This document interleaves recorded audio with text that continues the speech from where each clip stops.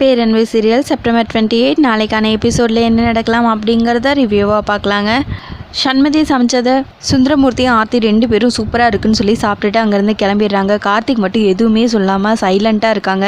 சண்மதி மனசில் என்னடா இவர் ஒன்றுமே சொல்ல மாட்டேங்கிறாரே அப்படின்னு சொல்லிட்டு ஓடிக்கிட்டே இருக்கு. ஆனாலும் அதை வெளியே காட்டிக்காம அங்கே இருக்கிற லஞ்ச் எல்லாம் எடுத்து கொண்டு போய் வைக்கலான்னு சொல்லிட்டு திரும்பும்போது சண்மதி அப்படின்னு சொல்லி கார்த்திக் கூப்பிட ரொம்ப ஆர்வமாக டேர்ன் பண்ணுறாங்க. சண்மதி, உன்னோட குக்கிங் ஸ்டைல் நல்லா இருக்கு, எவ்வளோ பாராட்டினாலும் தகும் அப்படின்னு கார்த்திக் சொல்ல, நீங்கள் பாராட்டுவீங்கனால நான் சமைக்க கிடையாது, எனக்கு உங்கள் பாராட்டு ஒன்றும் தேவையில்லை அப்படின்னு சொல்லிட்டு சண்மதி சிரிச்சுக்கிட்டே டக்குன்னு திரும்பிடுறாங்க. என்னதான் சண்மதியோட வாய் அப்படி சொன்னாலும் ஆனால் கார்த்திக் சொன்னதை கேட்டு மனசுக்குள்ளே ரொம்ப சந்தோஷமாக இருக்காங்க சண்மதி. அடுத்ததான் வாசன் ராஜிமா 2 பேரும் உட்காந்துட்டு இருக்காங்க. அப்போ அமுதா ரொம்ப ஸ்பீடாக ஆட்டோலேருந்து இறங்கி பேகெல்லாம் தூக்கிட்டு உள்ளே வராங்க. ராஜிமாவை பார்த்ததும் என்னடா இந்த அம்மா ஒவ்வொரு தடவை ஹாஸ்பிட்டல் போகும்போதும் முடிஞ்சிரும்னு நினச்சா இப்படி இந்த அம்மா குத்துக்கள் மாதிரி இன்னும் தெம்பா உட்காந்துட்ருக்கே, சரி போய் பார்க்கலாம் அப்படின்னு சொல்லிட்டு உள்ளே போகிறாங்க.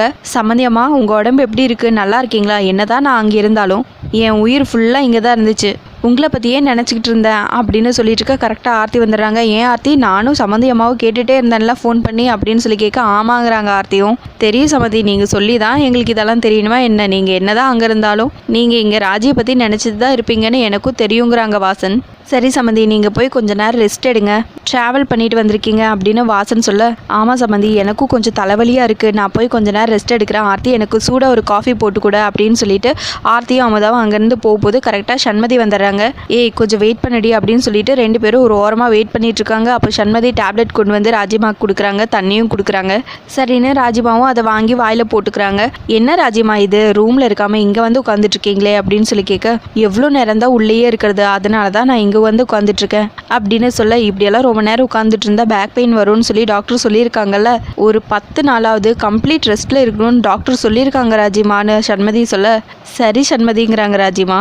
பாத்தியா சண்மதி, சொல்றவங்க சொன்னாதான் ராஜி கேப்பா, நாங்கள்லாம் சொன்னால் கேட்க மாட்டா அப்படின்னு வாசன் சொல்லிட்டு இருக்காங்க. அப்போ எல்லாரும் சிரிச்சிட்டு இருக்காங்க. கரெக்டாக அந்த டைமில் மேனேஜர் வராங்க. வாங்க உட்காருங்க அப்படின்னு சொல்லிட்டு ராஜிமா வாசன் 2 பேரும் சொல்கிறாங்க. கார்த்திக் எங்கே அப்படின்னு சொல்லி கேட்க, இதோ நான் கார்த்திகை கூப்பிட்றேன் அப்படின்னு சொல்லிட்டு வாசன் வந்து கார்த்திகை கூப்பிட்றாங்க. மேனேஜர் வந்திருக்காரு வாப்பா அப்படின்னு சொல்ல கார்த்திக் வந்துடுறாங்க. என்ன விஷயம்னு சொல்லுங்கள் மேனேஜர் அப்படின்னு சொல்லி கேட்க, ஒன்றும் இல்லை மேடம், இந்த வருஷம் கம்பெனியில் நம்மளுக்கு நல்ல லாபம் கிடச்சிருக்கு, கிட்டத்தட்ட 50% நம்மளுக்கு லாபம் கிடச்சிருக்கு போன வருஷத்தை விட அப்படின்னு சொல்ல, ராஜிமா கார்த்திக் எல்லாரும் ரொம்ப சந்தோஷப்படுறாங்க.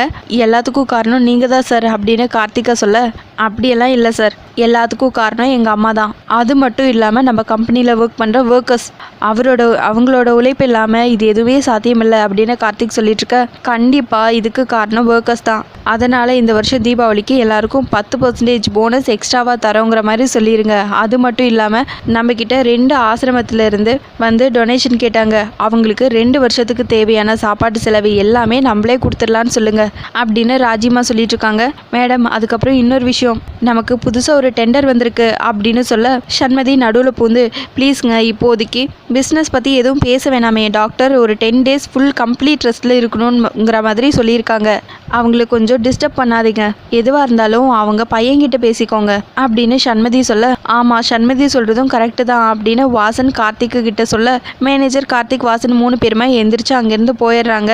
என்ன ராஜிமா இது, உங்களை ரெஸ்ட் எடுக்க சொல்லியிருக்காங்களே, நீங்கள் என்னடானா இப்போவே டெண்டர் அது இதுன்னு சொல்லி டென்ஷன் ஆகி ஸ்ட்ரெஸ் ஆகிட்டு இருப்பீங்க, அப்புறம் அதுவும் இன்னும் உங்களை பாதிக்கும், நீங்களே இப்போ தான் கொஞ்சமாக தேடி வந்துட்டுருக்கீங்க அப்படின்னு சண்மதி சொல்ல, சண்மதி இங்கே வா அப்படின்னு சொல்லிட்டு ராஜிமா பக்கத்தில் கூப்பிட்டு உட்கார வச்சுறாங்க. என் உடம்பு நல்லாவே தேடி வந்துருச்சு, அது எனக்கு நல்லாவே தெரியுது, ஆனால் உன்னோட கனவு என்ன, நீ நல்ல ஒரு அட்வொகேட் ஆகணுங்கிறது தானே உன்னோட கனவு, நீ அதை பாரு, என்ன என்னால் பார்த்துக்க முடியும், எதுக்காகவும் உன்னோட பேஷனை மட்டும் நீ விட்டுறாத, நாளையிலேருந்து நீ ஆஃபீஸ் கிளம்பு அப்படின்னு ராஜிமா சொல்ல, இல்லை ராஜிமா, உங்களை இந்த நிலமையில விட்டுட்டு நான் எப்படி போக முடியும், ஒன்றும் பிரச்சனை இல்லை ராஜிமா அப்படின்னு சண்மதி சொல்ல, இல்லை சண்மதி எனக்கு என்ன, நான் நல்லா தான் இருக்கேன், என்னால் என்னை பார்த்துக்க முடியும், நீ நாளையிலேருந்து ஆஃபீஸ் போங்கிறாங்க ராஜிமா. சண்மதியும் சரின்னு சொல்லிட்டு 2 பேரும் சந்தோஷமாக சிரிச்சிட்டு இருக்காங்க. இன்னொரு பக்கம் அமுதா ஆர்த்தி 2 பேருமே செம்ம கடுப்பில் இருக்காங்க. என்ன இவங்க பாட்டுக்கு வந்த லாபத்தையெல்லாம் எல்லாருக்கும் தூக்கி கொடுத்துட்ருக்காங்க அப்படின்னு ஆர்த்தி திட்டிகிட்டு இருக்க, பாத்தியா நேற்று வந்தவ இந்த சண்மதி, அவன் உன் அத்தையை கைக்குள்ளே போட்டுட்டு எப்படியெல்லாம் அவங்கள விழுந்து விழுந்து கவனிக்கிறான்னு பார்த்தியா? ஆனால் உனக்கு அந்த நேக்கெல்லாம் தெரியலையா ஆர்த்தி அப்படின்னு சொல்லி அமுதா திட்டிகிட்டு இருக்காங்க. அம்மா நான் என்ன பண்ண போகிறேங்கிறத வெயிட் பண்ணி பாருங்க அப்படின்னு சொல்ல பார்க்குறேங்கிறாங்க அமுதா. அடுத்ததான் நைட் ராஜிமா உட்காந்து புக் படிச்சுட்டு இருக்காங்க. அப்போ ஆர்த்தி ரூமுக்கு போகிறாங்க. என்ன ஆர்த்தி வா வந்து உட்காரு வா அப்படின்னு சொல்லி கூப்பிடுறாங்க. சரின்னு ஆர்த்தியும் போய் உட்காடுறாங்க. என்னத்த டேப்லெட் எல்லாம் போட்டிங்களா சாப்பிட்டீங்களா அப்படின்னு சொல்லி கேட்குறாங்க. சாப்பிட்டேன், டேப்லெட் எல்லாம் சண்மதி கொடுத்துட்டா அப்படின்னு சொல்ல ஆர்த்தி பயங்கரமாக கடுப்பாகிறாங்க. எவ்வளோ நாள் தான் அத்தை வீட்டுக்குள்ளேயே அடைஞ்சு கிடப்பீங்க, உங்களுக்கும் போர் அடிக்கும்ல, அதனால் நாளைக்கு காலையில் நம்ம கோயிலுக்கு போகலாம் அப்படின்னு சொல்ல, இல்லை டாக்டர் என்னை வெளியெல்லாம் போகக்கூடாதுன்னு சொல்லியிருக்காங்க ஆர்த்தி அப்படின்னு ராஜிமா சொல்லிட்டு இருக்க. என்ன அத்தை நான் கோயிலுக்கு கூப்பிட்டா வரமாட்டிங்களா? நம்ம ரொம்ப தூரம்லாம் போக வேண்டாம், நம்ம திருமணையில் இருக்கிற பிள்ளையார் கோயிலுக்கு மட்டும் போயிட்டு வரலாம். அங்கே இப்போ தான் கும்பாபிஷேகம் முடிச்சிருக்காங்க, 48 நாள் மண்டல பூஜை வேறு இருக்குது, நம்ம காலையிலேயே நேரத்தில் போயிட்டு வந்துடலாம், உங்களுக்கும் மனசு கொஞ்சம் நிம்மதியாக இருக்கும் அப்படின்னு ஆர்த்தி சொல்ல, இல்லை வேண்டாங்கிறாங்க ராஜிமா. என்னத்தை எல்லாமே சண்மதி சொன்னால் மட்டும்தான் கேட்பீங்களா? நான்லாம் சொன்னால் கேட்க மாட்டீங்களா? நானும் உங்கள் மருமக தானே அப்படின்னு ஆர்த்தி சொல்ல, என்ன ஆர்த்தி இப்படியெல்லாம் பேசுகிற? சரி நாளைக்கு போகலாங்கிறாங்க ராஜிமா. சரி அத்தை நீங்கள் தூங்குங்க, நானும் போய் தூங்குறேன், காலையில் நேரத்தில் கிளம்பணும்ல அப்படின்னு சொல்லிட்டு அங்கேருந்து ஆர்த்தி கிளம்பிடுறாங்க. அடுத்த நாள் காலையில் ஆர்த்தி எந்திரிச்சு ரெடி ஆகி வந்துடுறாங்க. அம்மா பூஜை கூட எடுத்துகிட்டு வா அப்படின்னு சொல்ல அமுதா பூஜை கூட எடுத்துகிட்டு வராங்க. ஏய் எங்கடி நீயும் உங்கள் அத்தையும் காலையிலேயே கிளம்பிட்டீங்க அப்படின்னு சொல்லி கேட்க, நீ தான் நம்ம சொன்னேன் உங்கள் அத்தையை கைக்குள்ளே போட்டுக்கோன்னு சொல்லி, அதுக்கு தான் வழி பண்ணிகிட்ருக்கேன் அப்படின்னு ஆர்த்தி சொல்லியிருக்காங்க. கரெக்டாக ராஜிமா வராங்க. ஏய் உன் அத்தை வராங்கடிங்கிறாங்க அமுதா. சரிம்மா எல்லாம் நான் பார்த்துக்கிறேன் அப்படின்னு சொல்லிட்டு ஆர்த்தி சொல்லிட்டு இருக்காங்க. சரி ஆர்த்தி கிளம்பலாமா அப்படின்னு ராஜிமா கேட்க, கரெக்டாக சண்மதி வந்துடுறாங்க. ராஜிமா எங்கே கிளம்பிட்டீங்க அப்படின்னு சொல்லி கேட்க, இல்லை நானும் ஆர்த்தியும் இங்கே திருமணையில் இருக்கிற பிள்ளையார் கோயில் வரைக்கும் போயிட்டு வந்துடுறோம் சண்மதி அப்படின்னு சொல்ல, என்ன ராஜிமா சொல்கிறீங்க? உங்களை தான் டாக்டரெல்லாம் இப்போ எதுக்கும் அலையக்கூடாதுன்னு சொல்லியிருக்காங்கல்ல, நீங்கள் என்னடானா கோயிலுக்கு போகிறேன்னு சொல்கிறீங்க அப்படின்னு சண்மதி சொல்ல, என்ன இப்போது நான் அத்தையை கோயிலுக்கு கூட்டிகிட்டு போகிறேன், அதுக்கு என்ன பிரச்சனை இப்போது அப்படின்னு ஆர்த்தி கேட்க, ஆர்த்தி அவங்க உடம்பு குணமானதுக்கப்புறம் நீ எங்கே வேணாலும் கூட்டிகிட்டு போ, ஆனால் இப்போ அவங்க போக முடியாது, ராஜிமா நீங்கள் பேசாமல் ரூமுக்கு போங்கங்கிறாங்க சண்மதி. இல்லை சண்மதி ஆர்த்தி இங்கே இருக்கிற கோயிலுக்கு தானே கூப்பிட்றா, நாங்கள் போயிட்டு டக்குன்னு வந்துடுறோம் அப்படிங்கிறாங்க. அது மட்டும் இல்லாமல் ஆர்த்தி என் பேரில் பூஜையெல்லாம் சொல்லி ரெடி பண்ணி வச்சுருக்கா அப்படின்னு சொல்ல, உங்களுக்கு என்ன இப்போ கோவில் பிரசாதம் வீட்டுக்கு வரணும் அவ்வளோதானே, உங்களை தேடி கண்டிப்பாக பிரசாதம் வருங்கிறாங்க சண்மதி. கரெக்டாக அந்த டைமில் கோவிலேருந்து ஒரு ஐயர் பிரசாதத்தை எடுத்துகிட்டு வராங்க.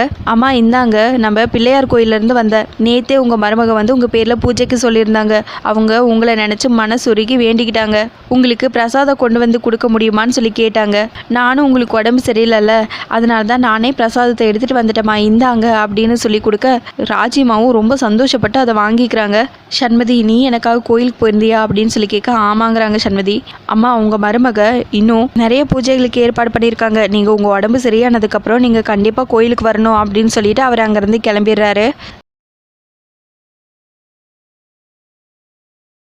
சரி ராஜிமா, அதான் நீங்கள் நினச்ச மாதிரியே உங்களை தேடி பிரசாதம் வந்துருச்சுல, இப்போ நீங்கள் ரூம் போகிற ரெஸ்ட் எடுங்க அப்படின்னு சொல்ல, சரின்னு ராஜிமாவும் அங்கேருந்து கிளம்பிடுறாங்க.